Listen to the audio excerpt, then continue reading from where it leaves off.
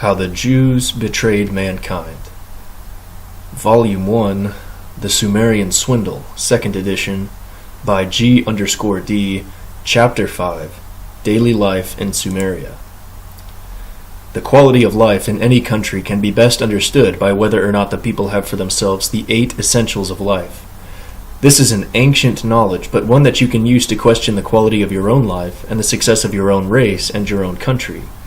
These 8 essentials of life may seem like a simplistic way of looking at civilization and at happiness, but why make things complicated when happiness is so easy to understand?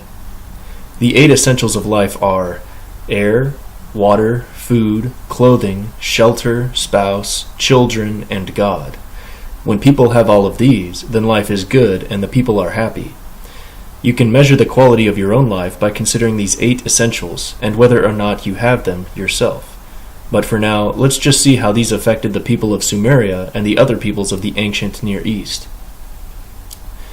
There was not much problem with the Sumerians having enough good air to breathe, not having air pollution to contend with as we do in modern times. They had plenty of fresh air every day, unless of course a dust storm blew in from the desert. So, both the haves and the have-nots were equal in this regard. Although not everyone knew the priestly and religious secrets of meditational breathing, everyone at least had fresh and unpolluted air to breathe. Also, water was not much of a problem. Although they lived in the semi-arid and desert conditions of the Fertile Crescent, the water of the Euphrates and Tigris rivers and their tributaries provided plenty of water. And the water table was high enough for wells to be dug. However, not knowing of waterborne diseases or of bacteria, all levels of society suffered from such things as dysentery and variety of infections and lung ailments.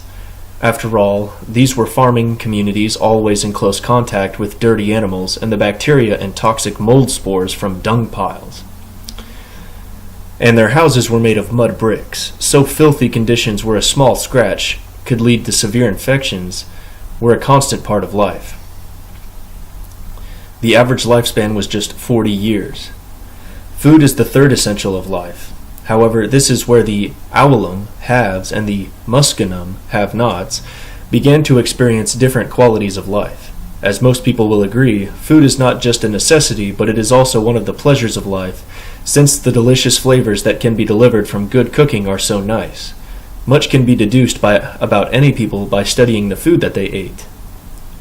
In Mesopotamia, with its hot sun and fertile soil, 2 crops per year of a large variety of foods were grown. Compare what you find at your local supermarket with the foods enjoyed by these ancient people, and you will see that they had just as great a variety. The basic food of all Sumerians was, of course, grain. Barley was the chief grain of Sumeria, primarily because it could grow in a more alkaline soil than could wheat. Wheat was grown in the higher elevations, but for the irrigated lands of Mesopotamia, where the evaporating and percolating irrigation water raised the salt content of the soil, barley was the staple crop. Other cereals eaten, besides barley and wheat, were millet and rye. These were eaten either as unleavened breads that were either baked or roasted as thin discs upon a hot griddle, as is still done in the Middle East today, or cooked into thick porridges. Rice was not cultivated until the 1st millennium BC. Onions, leeks, shallots, and garlic were basic to the ancient diet. Their savory flavors and healthful qualities were as much appreciated then as they are today. Onions were described in the cuneiform text as being sharp, sweet, or those which have a strong odor. In their extensive gardens, the farmers also grew lettuce and endive, melons and gourds, lentils, beets, carrot-like plants, and fennel bulbs. Lentils, beans, and chickpeas were plentiful and when eaten with the various grains, provided a balanced and wholesome diet. Other vegetables included a variety of lettuces, cabbage, summer and winter cucumbers, described as either sweet or bitter, radishes, beets, and a kind of turnip. Fresh vegetables were eaten raw or boiled in water. Many herbs and spices were available, such as salt, coriander, black and white cumin, mustard, fennel, marjoram, thyme, basil, mint, rosemary, fenugreek, watercress, saffron, and rue, an acrid green leafy plant. an acrid green leafy plant. Dates were an important part of the common diet, while the palm also provided date sugar and date wine, as well as a celery-like delicacy cut from the growing heart of the male palm. They made sweet date syrup from the dates, and of course, because they were easily dried and preserved, dates were a valuable trade commodity with foreign lands. The Sumerians did not use sugar. Instead, they substituted fruit juices, particularly grape and date juice, and so their teeth were not rotten like the teeth of modern people who suffer from the Jewish medical swindles, as described in Volume 3, The Bloodsuckers of Judah.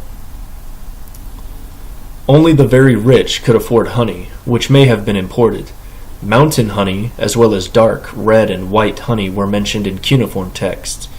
Other fruits commonly grown were apples, pears, grapes, figs, quince, plums, apricots, cherries, mulberries, melons, medlar, peach, pomegranates, as well as pistachios. Meat was also a part of the ancient Mesopotamian diet. Massive reed barns housed numerous flocks and herds, which were then redistributed for sustenance and cultic needs. The animals were delivered alive and then slaughtered by a butcher, but some animals were dead on arrival. Both types of meat were considered fit for human consumption.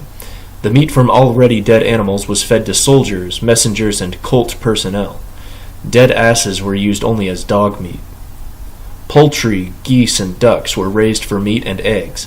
The hen was introduced from India in the first millennium BC along with rice culture. Mutton, and less commonly beef, were eaten at festivals, and in the earliest times offerings of goats were a regular feature of peasant worship and presumably an equally regular part of peasant diet.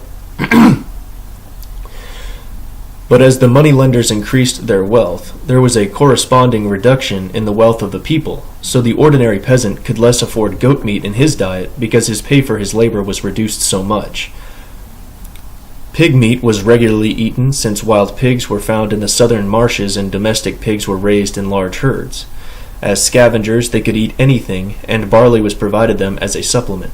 Since fat is usually in short supply in primitive diets, fat pork was considered a delicacy. A Sumerian proverb makes the point that it was too good for slave girls, who had to make do with the lean ham. Because of the shortage of suitable pasture land, cattle were relatively few in number.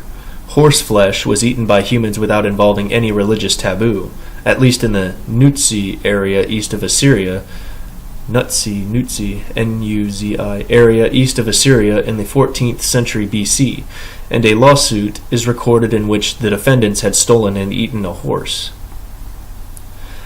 The Sumerians also drank milk, cow's milk, goat's milk, and even ewe's milk. Milk soured quickly in the hot climate of southern Iraq. Ghee, G-H-E-E, clarified butter, was less perishable than milk, as was the round, chalky cheese, which could be transformed back to sour milk by grating it and adding water.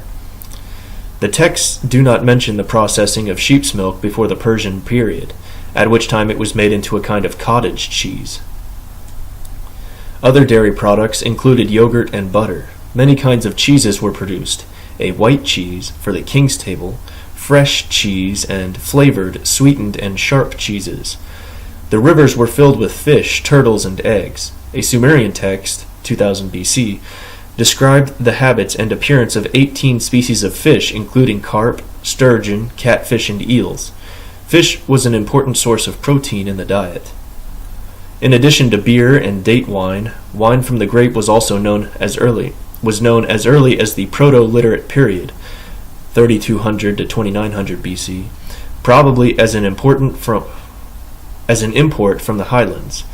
It was not in that early period a drink in everyday use. Such fermented beverages, which probably contained a good deal of lees, were in the Sumerian period imbibed from a common vat through hollow reeds, of which the end was perforated with small holes to form a kind of filter. Beer was an important part of the Sumerian diet, and there were many varieties. The literal translation was barley beer. The Sumerians at Ur enjoyed dark beer, clear beer, freshly brewed beer, and well-aged beer, as well as sweet and bitter beers. They did not use hops for flavoring. Ration lists for palace employees recorded the distribution of 1 quart to 1 gallon of beer a day, depending on the rank of the recipient. Throughout Mesopotamian history, brewing was in the hands of women, for this craft is the only one which was under the protection of female divinities, while the alewife is specifically mentioned in the laws of Hammurabi. Unlike beer, wine could be made only once a year, when the grapes ripened, but wine had a longer shelf life when stored in a sealed jar. It was referred to as a very expensive and rare commodity found in areas of natural rainfall in the highlands. Many wines were named after their places of origin. Though wine consumption increased over time, it was still a luxury item, served only to the gods and to the wealthy. Only women ran the wine shops where certain priestesses were prohibited from entering upon penalty of death. Other products of the vine included grape juice, wine vinegar, and raisins. As you can see, with all of this great variety of foods, the Mesopotamian peoples had everything that they needed to cook some delicious and healthful foods. Cereals were made into pastry, cakes or biscuits by cooking the flour mixed with honey, ghee, sesame oil, milk, or various fruits. Soups were prepared with a starch or flour base of chickpeas, lentils, barley flour, emmer flour, onions, lentils, beans, mentions lentils twice, beans, mutton fat or oil, honey or meat juice. The soups were thick and nourishing, a meal in a bowl. Many foods were preserved for times of need. Grains were easy to keep and, when properly stored, could last for decades. Legumes could be dried in the sun. A variety of fruits were pressed into cakes. Fish and meat were preserved by salting, drying, and smoking. During the winter, ice was brought from the highlands, covered with straw, and stored in ice houses for cooling beverages even during the hottest summers. Thus, it can be seen that the Sumerians and the people of Mesopotamia were well stocked with food. Indeed, the bountiful harvests of the Fertile Crescent region are what supported these people in attaining the higher levels of civilization. With abundant food from an agricultural base, they were not restricted in their cultural advancement like their nomadic neighbors, who relied upon the unreliable hunting and gathering and the nomadic shepherding of goats. The Sumerians ate 2 meals a day. They bragged about their highly developed cuisine and compared it to that of the desert nomads, whom they believed had no idea of the ways of civilized life. They described the nomads as eating raw food and not even knowing how to make a cake with flour, eggs, and honey. Such an abundance and variety of food caused the hungry goat herders of the surrounding countries to covet those fruitful lands of Mesopotamia. Envy them. There are words I know in here, but that I just don't pronounce correctly on the first try, just because I'm not as familiar with them.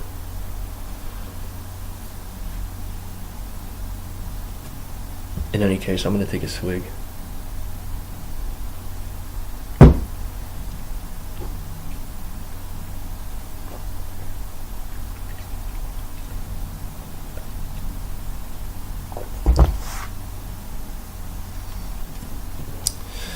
With food, the third essential of life, well supplied, what did the Sumerians do for clothing?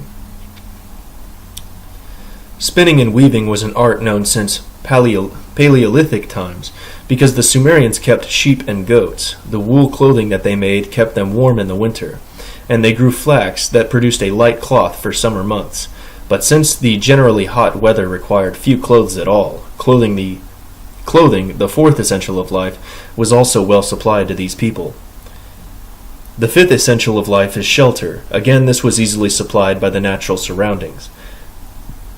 The people who lived in the marshes of Sumer had learned how to build rather large and beautiful houses out of the giant reeds that grew there in abundance.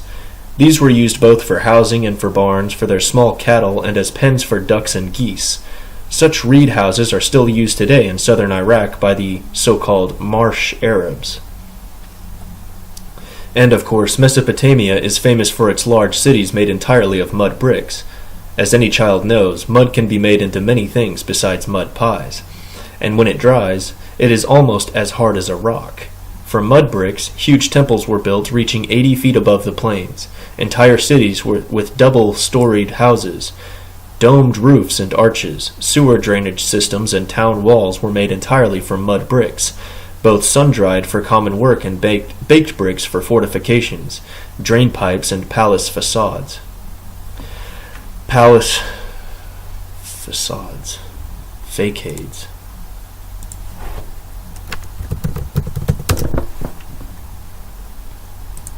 Facade. Facade. I knew it, but I didn't. With food and shelter well supplied, the Sumerians found that the sixth essential of life, a spouse, was not difficult to find or to care for. Marriage, throughout the whole of Sumerian and Babylonian society, was monogamous in the sense that a man might have only one woman who ranked as a wife and who enjoyed a social status corresponding to his, but for a man to also go the temple to enjoy.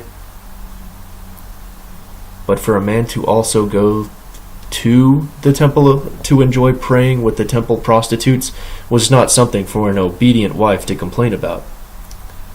And once the moneylenders had perverted society enough by turning the wives and children of their clients into whores and slaves, it became a normal part of Mesopotamian society to make use of the female slaves as sex slaves.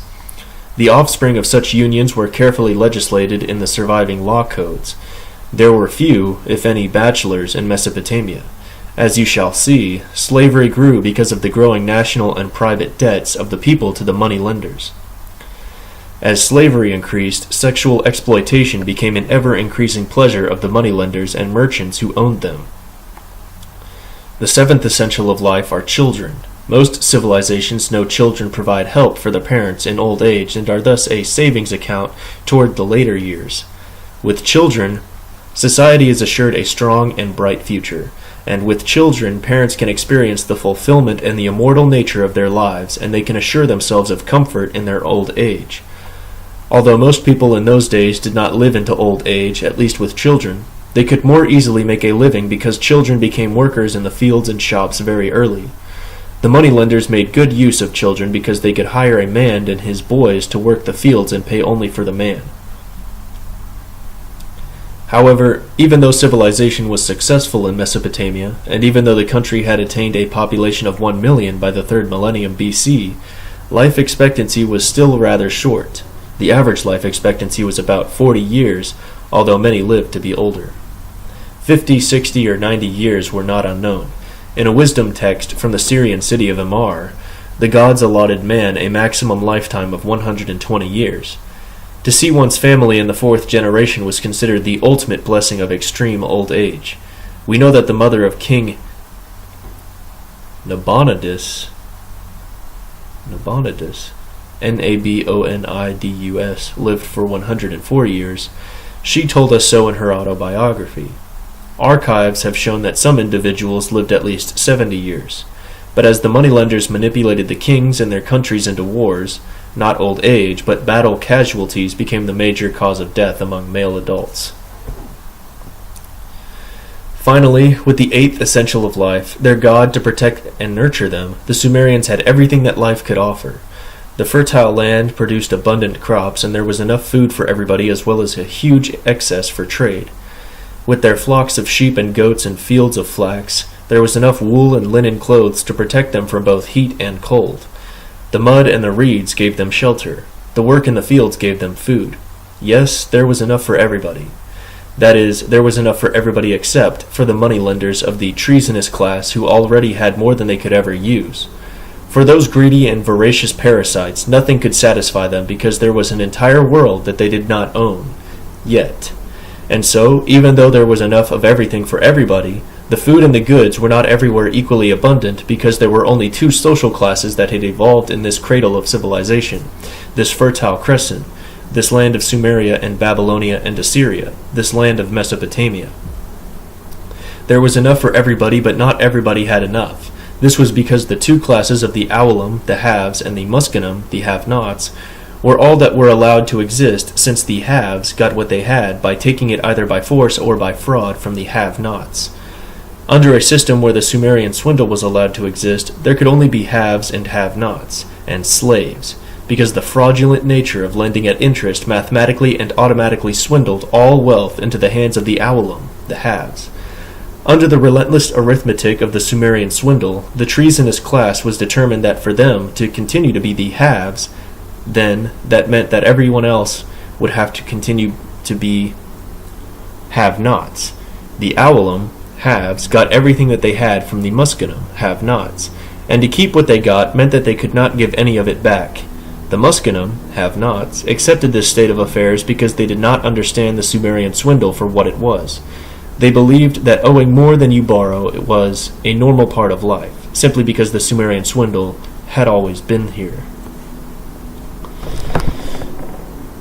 That ends that subchapter, but we'll continue.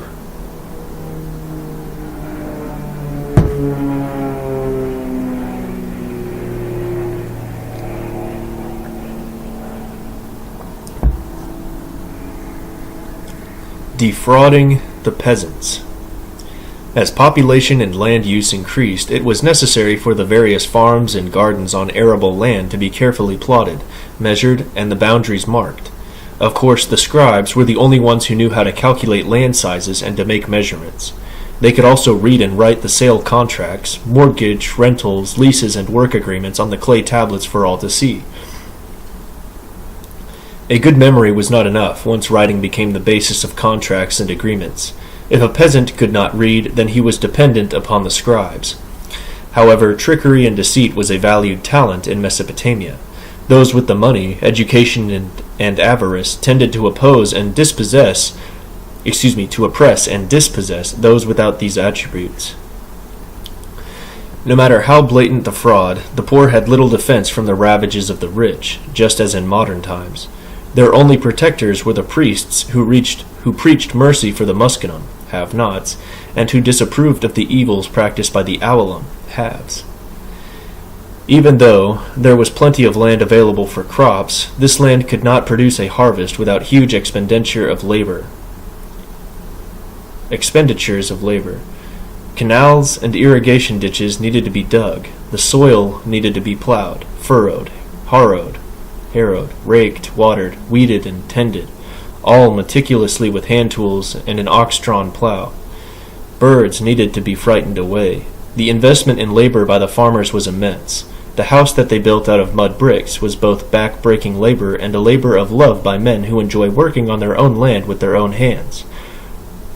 Hard work did not mean that the work was without joy.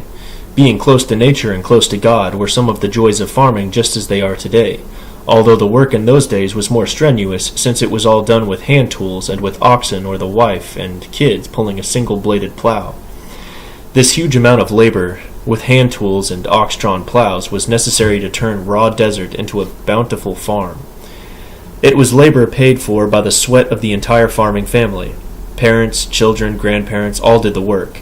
Since the life expectancy was only about 40 years, the grandparents were still young enough to work until their dying day.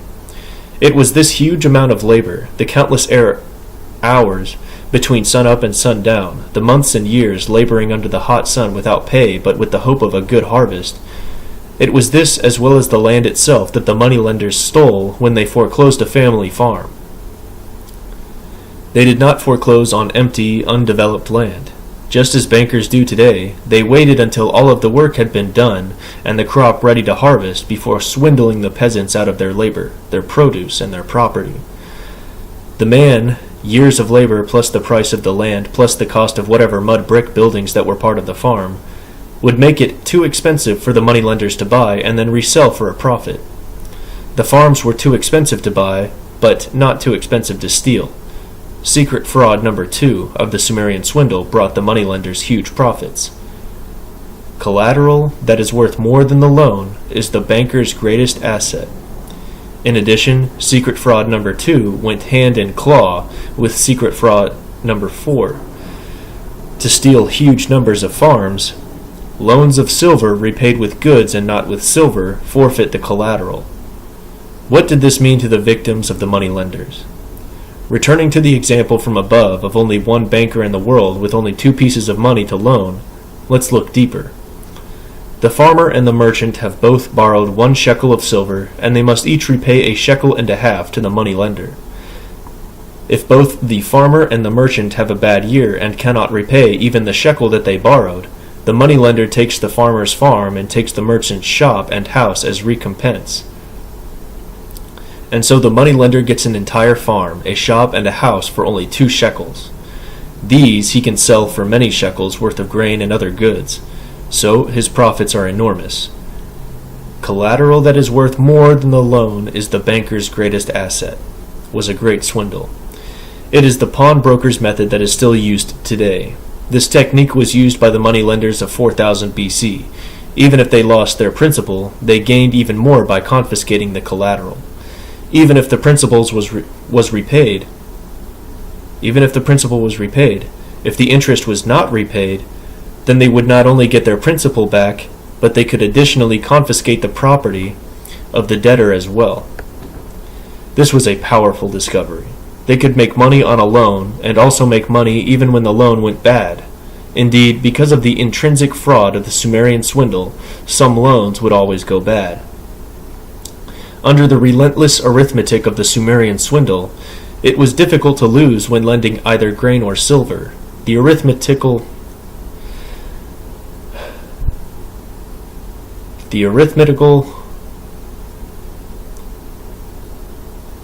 arithmetical numbers are eternally unwavering, and the fate of mortal man is eternally at the mercy of both gods and moneylenders.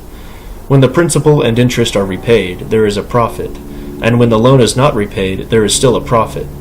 But this was just the very beginnings of the business science of legalized crime that has been passed down to modern man in the form of banking, mortgages, and credit card debt. This list does not make much sense now, but each point is explained in the following chapters. The Sumerian swindle has 21 secret frauds. The 21 secret frauds of the Sumerian swindle are: Number 1. All interest on the loan of money is a swindle. Number 2. Collateral that is worth more than the loan is the banker's greatest asset. Number 3. Loans rely on the honesty of the borrower but not the honesty of the lender. Number 4. Loans of silver, repaid with goods and not with silver, forfeit the collateral. Number 5. The debtor is the slave of the lender. Number 6. High morals impede profits, so debauching the virtuous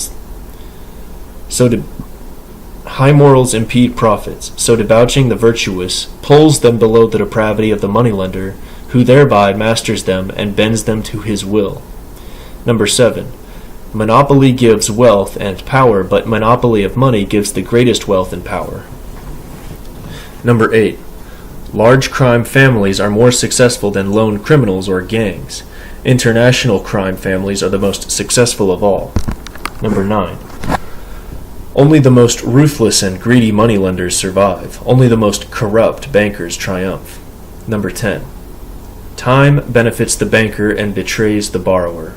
Number 11. Dispossessing the people brings wealth to the dispossessor, yielding the greatest profit for the bankers when the people are impoverished. Number 12. All private individuals who control the public's money supply are swindling traitors to both people and country. Number 13. All banking is a criminal enterprise. All bankers are international criminals, so secrecy is essential. Number 14. Anyone who is allowed to lend at interest eventually owns the entire world. Number 15. Loans to friends are power. Loans to enemies are weapons. Number 16. Labor is the source of wealth. Control the source and you control the wealth. Raise up labor and you can pull down kings. Number 17. Kings are required to legitimize a swindle, but once the fraud is legalized, those very kings must be sacrificed. Number 18. When the source of goods is distant from the customers, profits are increased both by import and export. Number 19. Prestige is a glittering robe for ennobling treason and blinding fools. The more it is used, the more it profits he who dresses it in it. Prestige is a glittering robe for ennobling treason and blinding fools. The more it is used, the more it profits he who dresses in it. 20. Champion the minority in order to dispossess the majority of their wealth and power, then swindle the minority out of that wealth and power. Number 21. Control the choke points and master the body. Strangle the choke points and kill the body. During the period of high Ubaidian culture between 5000 to 4000 BC, while the Ubaidian people were founding the ancient cities of Adab, Eridu, Kish, Kulab, Lagash, Larsa, Nippur, and Ur, the Ubaidian moneylenders were busy defrauding and swindling their own people out of their lands and property by using only simple interest. But the secret did not really become a major power in the world until after the arrival of the Sumerians and the invention of writing in numbers. What had been a swindle at a local level using counting beads and clay markers became an incredibly profitable scam supported by the invention of numbers and writing. With writing and arithmetic, compound interest became the main engine of the Sumerian swindle. But before delving into this history, let's look at this metallic part of the swindle a bit more carefully. Turn the lamp on.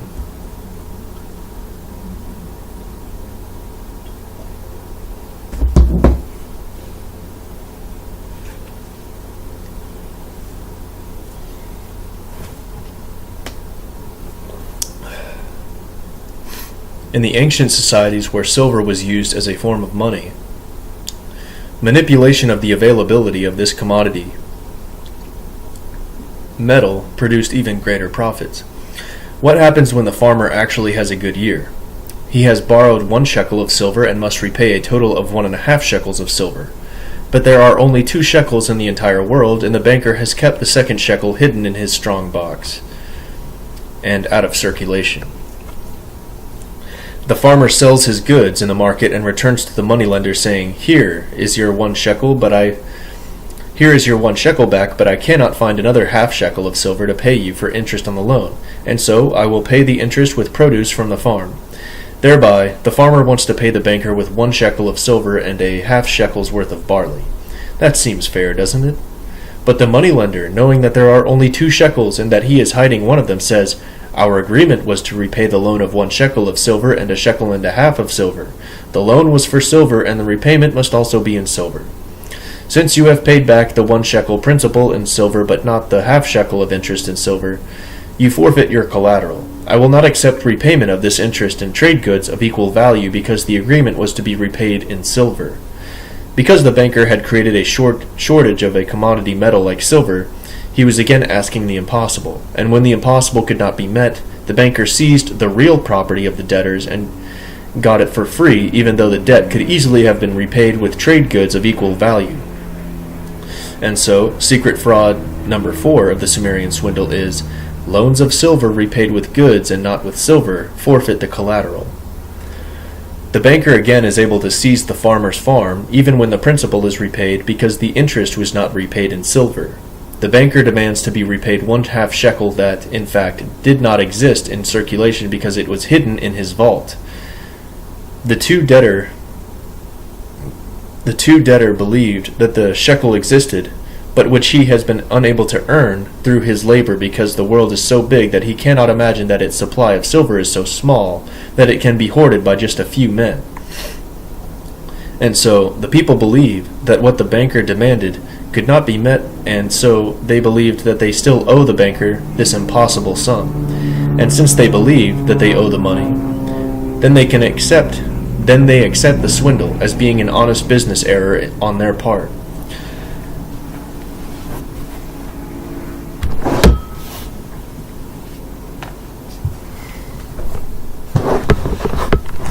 Okay, let's see if this is any better. They blame themselves for being unable to earn the silver when the banker knows full well that it is impossible to earn since it either doesn't exist or he is keeping it hidden away in his strong room. So the farmer and the merchant hand over their property to the banker, and the thieving banker is not in a hurry to explain their error in judgment because a sucker inborn every minute. I'm messing up. This thing's messing up.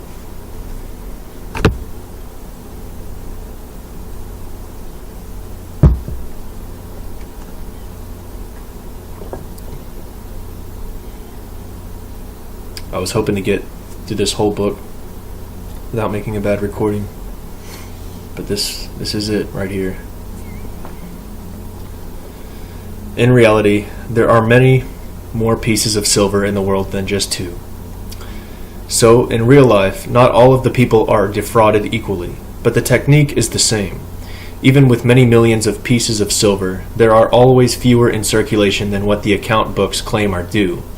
Even though everybody in a society is being swindled by the bankers and moneylenders, those who are able to earn enough to pay their debts feel safe and superior to those who become impoverished. So, the Sumerian swindle is perpetuated because the winners feel superior to the losers. Or if not superior, then at least glad and thankful that they are winners and not losers. When moneylenders are allowed to lend at interest, everyone in society is a loser except the moneylenders, as you shall see. But to continue with this example, let's say that the merchant has a good year and makes 1.5 shekels of the 2 shekels in circulation, and the farmer has a bad year and only gains a half shekel. The merchant feels confident and successful in having repaid the loan, more so because he sees the farmer's land confiscated and the farmer's wife and children dragged off in slaves' collars. With his profits, the merchant may even buy up the confiscated land from the moneylender and so become a part of the criminal enterprise. But regardless of how the wealth is distributed, whenever money is loaned at interest, it creates in a ledger book the lie and the delusion that there is more money to be repaid than is actually in existence. It was true in 3000 BC, and it is true today. All the bankers will tell you as they arrogantly demand more payments on their credit card or home mortgage. Numbers do not lie. But what they don't tell you is that liars who write numbers can make the numbers lie. And all bankers, loan sharks, financiers, and moneylenders are liars with the false numbers that they create. The ancient moneylenders discovered secret fraud number 4 of the Sumerian swindle. Loans of silver repaid with goods and not with silver forfeit the collateral. But what if bankers could make these loans to tens of thousands of Mesopotamians and then quietly withdraw the silver from circulation by keeping it hidden in their safe houses or shipping it to another country or to another city-state? Once the loans had been made, once the clay contracts had been written, once the agreements were presented to the gods and confirmed by the scribes, the people were trapped. By working in conspiring groups of moneylender guilds, the moneylenders could then claim both principal and interest in silver when there was not enough silver in circulation to pay off all agreements. There was not enough silver in circulation because the moneylenders were hiding it in their strong boxes. As subversive cartels, the moneylenders could become the owners of vast properties simply by hoarding enough silver so that there was not enough available for their debtors to make their payments.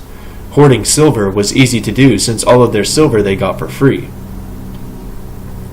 These ancient moneylenders discovered the secret of using a commodity metal such as silver or gold as a form of money so that they could swindle the wealth of their fellow men simply by controlling the abundance or dearth of these commodity metals. By stipulating repayments in silver, the amount of which was both limited in quantity and could be hoarded out of circulation, they were able to rake the wealth of the ancient Near East into their own barns and counting houses. My simple example of 2 pieces of money and only 1 banker holds true even when the amount of money is in the trillions and the number of swindling bankers is in the tens of thousands as they are today. But the swindle and fraud of these techniques are still the same. Interest on a loan, even the tiniest interest in thousandths of 1%, still creates money on a ledger book that does not in reality exist. And so, whether we are discussing 2 farmers in ancient Mesopotamia or the millions of indebted farmers and homeowners around the world today, they are still being swindled by the bankers and moneylenders who use sleight-of-hand arithmetical tricks to create the illusion that what you pay back must be more than what you borrow. Was this legal? Most of the traditions that were handed down to the people of Sumeria and Mesopotamia were just that, traditions. In those days, there were no codified laws that everybody followed. It was still a growing civilization of largely illiterate people who were led by literate thieves and swindlers who made their own rules as circumstances required. It was a civilization of Awalim, the haves, who made it a part of their tradition to take whatever they could from the muskanum, the have-nots, and to profit by enslaving them to the loan-sharking rackets called debt and interest on a loan. If the defrauded peasant tried to get justice in the court system, he was in for a difficult time. In the first place, there was no court system as in modern times, but rather an informal court presided over by a judge without jury. In Sumerian times, just as in modern times, the laws are as they have always been, written by the Awalim, the haves, to protect what they have and written entirely for their own benefit. In the Mesopotamian courts of law, as Edward Chiera, professor of Assyriology at the University of Chicago, wrote, "The loser must either pay a sum of money or become the slave of the winner until such time as he does pay. It was a very dangerous proceeding for peasants to bring their grievances to court because their chance of obtaining justice was slight, and most of them ended by losing their freedom. I have gone over these cuneiform contracts with great care, trying to find out whether the judges made any effort to apply the law and be wholly impartial. Unfortunately, it is evident that they did not. The wealthy landlords kept their records in good order for generations, and quite often could produce a document duly signed by many witnesses, which attested their right to ownership and thereby closed the case.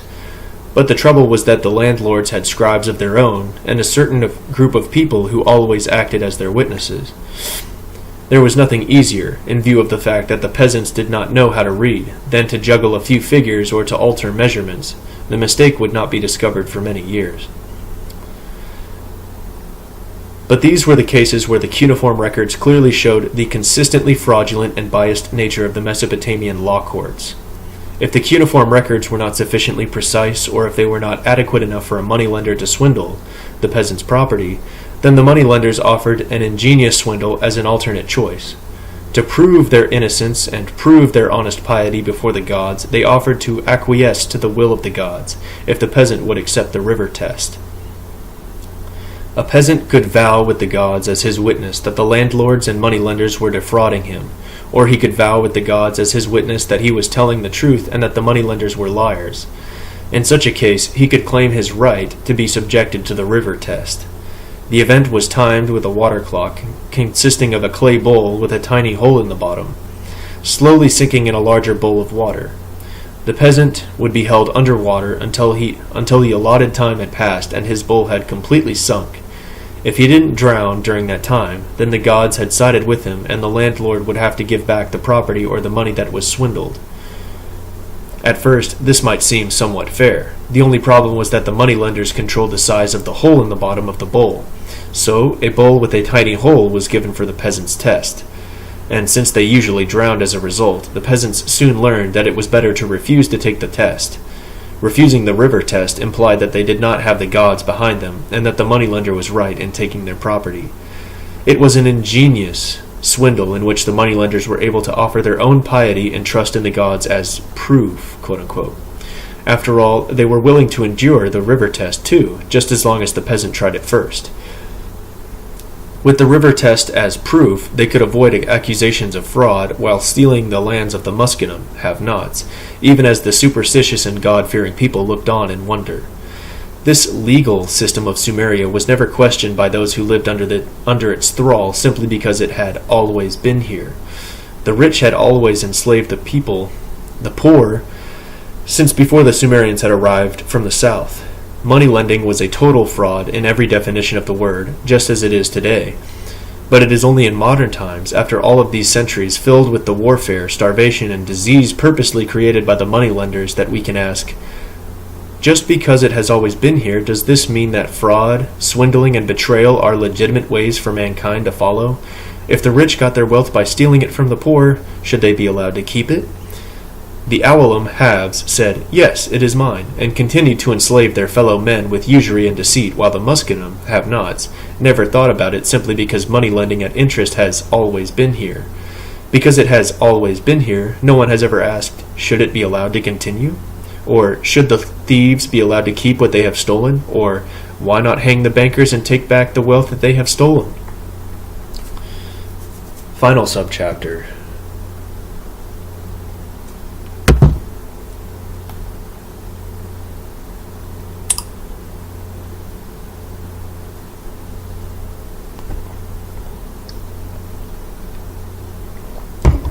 The lifeline of the canal system.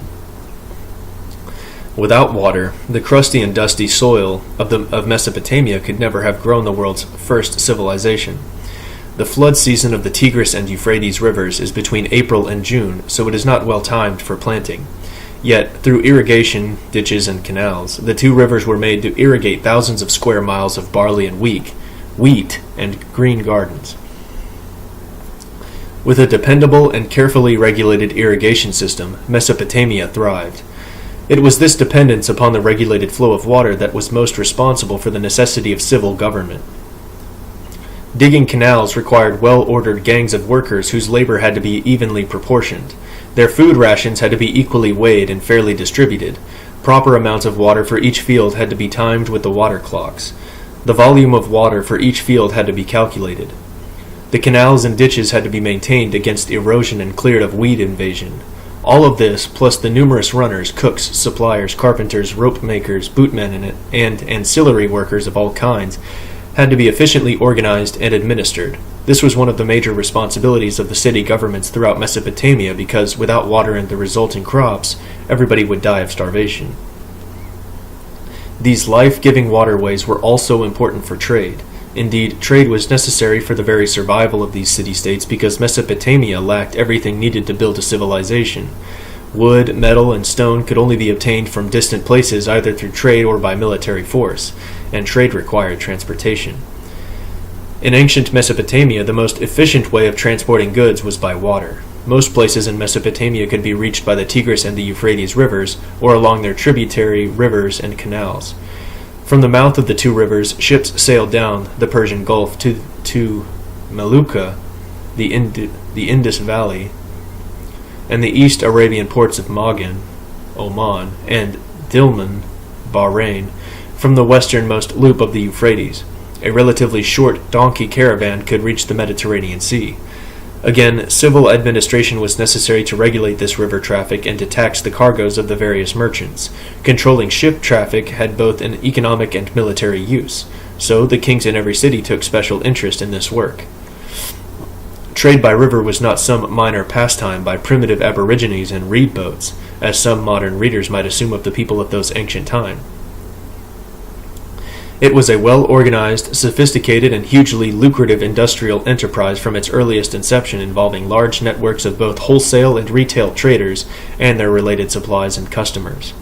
As an example of scale, Sumerian ships in the 3rd millennium could hold about 25 tons, and Babylonian ships in the 1st millennium about 40 tons of cargo.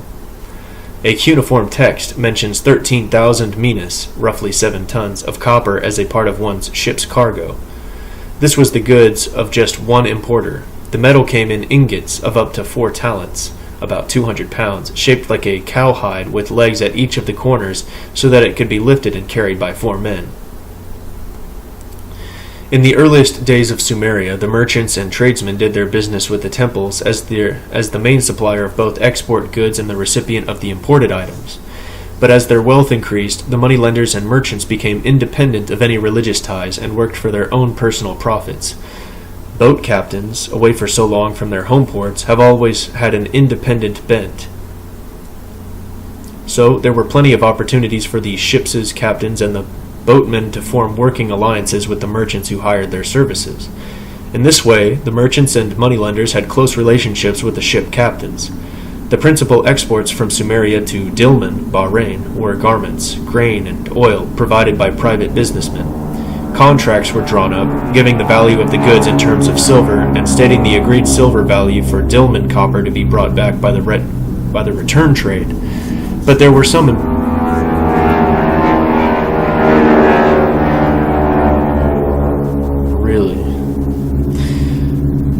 some important differences between how the merchants and the moneylenders dealt with one another that depended upon whether transportation was by land or by ship. In the caravan, trade with Cappadocia, central Turkey, the moneylenders were financing a trade agent were entitled to 2/3 of the total profits, with a guaranteed minimum return of 50% on his outlay and no risk to his capital. On the other hand, in the sea trade to Dilmun, Bahrain, the entrepreneur normally received, instead of a share in the profits, a fixed return. If the investor did become a full partner in the venture, he then shared the risks as well as any profits. The more favorable conditions for the sea trader as against the caravan leader are related to the fact that the trade with Dilmun was a closed shop, admission to which was a matter of great difficulty. It needed technical skill to undertake the actual voyage, while it was necessary for the trader to have personal contacts on the island before he could trade there. In other words, from the earliest times, those who practiced international sea trade with India, Oman, and Bahrain did so as a closed cartel of merchants and moneylenders who had a closer and more trusting relationship with one another than would be found in the more common kinds of business arrangements. The Sumerian merchants and moneylenders formed cartels at a very early time and practiced monopoly finance. Only those who were part of this elite in-group were allowed to trade in the distant ports. With ships, there was a great chance for loss of the cargo that could not be recovered if the ship sank, or if a ship did not return because of piracy, or even if the merchant and captain had decided to steal the cargo and immigrate to a foreign land. With a missing ship, there was no way to know what had happened and no way to even know where to start looking for it, so better terms were given to the merchants who traveled by ship as an incentive for them to return. But if a caravan did not return, there were no ways of tracking it down, so heftier profits could be squeezed out of the caravan traders. Once the trade goods arrived in Mesopotamia, either by ship or by caravan, they were most easily transported throughout the region by the many boats that plied the canals and rivers. The large number of boats of all sizes can be surmised from a single letter sent to the king of Ur by his governor Ibbi-Sin, Ibbi-Sin, who had been sent to secure grain for the besieged city of Ur. Ibbi-Sin acquired the necessary grain but sent a letter to Ur asking for 600 boats of 120 gur each, that is, of holding a capacity of about 186,807 barrels. Thus, when thinking about the amounts of goods and wealth that flowed through Mesopotamia, one should not think in terms of a few donkeys with packs, but rather of huge amounts of wholesale and retail goods, comparable in ratio, though on a smaller scale, to the goods flowing through a modern seaport. We are studying here a sophisticated society, not merely an ancient one. The greed of the moneylenders was just as voracious as today, but with fewer restrictions. From the very earliest times, the treasonous class had learned how to increase their profits by restricting the flow of goods. Certainly, they did not like to pay taxes to the kings or the tribal chiefs through whose lands their caravans had to pass. Taxes meant higher prices to their customers.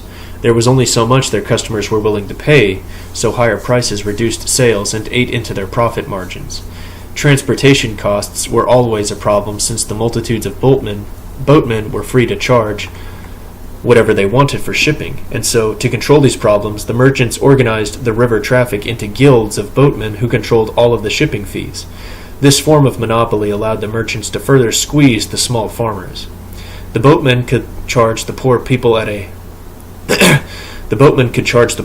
a higher price to ship their produce than they would charge the bigger merchants who gave them more work, though at a lower price per trip. Through such cartels, the merchants saved money, the boatmen made more money, and the poor peasants were further impoverished. Because poor people always suffer the most from high prices, when the economy became too difficult for the poor, they easily fell into the clutches of the moneylenders who swindled them out of their farms, their families, and their freedom. Through monopoly of wholesale imports and distribution channels, the treasonous class learned how to gain more wealth for themselves simply by getting control of the choke points in the trade routes. They perfected secret fraud number 21. Control the choke points and master the body. Strangle the choke points and kill the body. These Sumerian Tamkarum merchant moneylenders learned how to make more money by monopolizing transportation and raising prices, as well as profiting from the ripple effect of a slowly spreading poverty. By the time the Assyrians took control of Mesopotamia, the Sumerian word for boatman had become the same as the word for thief. Thus, the treasonous class corrupted the boatmen, who were a vital part of civilization. And I lied. That was not the last subchapter. There's one more. It's called Trade in Metals. Just as in modern times, the trade in metals was done on an industrial scale. There was no room for the small merchant except as an agent of the big wholesalers, or for the small-time peddler of finished goods, loaning a few shekels to the local yokels. Importing of metals was a field open only to the wealthiest of citizens. These citizens were the kings, the temples, and the Tamkarum merchant moneylenders. Because metals were so vital to both the civilian economy and to the military, those who dealt in these commodities could only be the awalum, the haves. Because Mesopotamia did not have any metals in the region, everything had to be imported. Of course, all metals are very heavy, and whether you import the raw ore and smelt it yourself, or import metallic ingots, You need lots of labor in the form of miners, laborers, donkeys, carts, ships, boats, tool and weapon craftsmen, and mid-level merchants to get it to market. There's an image here. Sumerian trade route. Too detailed for me to explain much.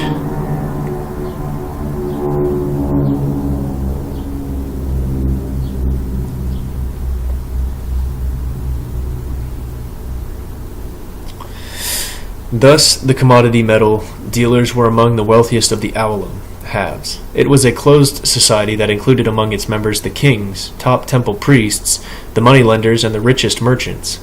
Everyone else were either loyal subalterns, minor partners, or employees who worked for them. By 2900 BC, copper was in common use as vases, bowls, mirrors, cosmetic pots, fishhooks, chisels, daggers, hoes, and axes. Copper ingots were shipped both overland from the Iranian plateau or by ship on the Persian Gulf from Magan, Oman, and Melukhkha, Melukhkha, the Indus Valley. Analysis of copper and bronze objects of this period show that in Sumerian times it was the surface ores which were used and not the deeper lying ones, which occur as sulfides. Thus no deep mining was involved. Iron of meteoric origin began to be used from 3000 BC onwards, mainly in beads and trinkets because it was too brittle to be useful for much else. It wasn't until after 1500 BC when the Hittites discovered that iron could be made into steel by the process that we know as carbonizing, which was achieved by the blacksmith who repeatedly hammered the glowing iron that had been heated on a fire of glowing charcoal. This new technique gradually spread throughout the Near East and came into use in Mesopotamia from about 1300 BC. But in all of these centuries, the metallic trade was carried out only by the rich and the powerful. Copper, bronze, zinc, lead, iron, silver, and gold all had both commercial and military uses. But it was not the hard and useful metals that drove the machinery of commerce and war. It was the soft and useless metals like gold and silver that drove the moneylenders mad. With small amounts of silver and gold, they could buy everything on earth, including the bodies and souls of men. The moneylenders discovered secret number 5 of the Sumerian Swindle. The debtor is the slave of the lender. Therefore, to enslave the world, the moneylenders merely needed to put everyone into debt. And that concludes Chapter 5.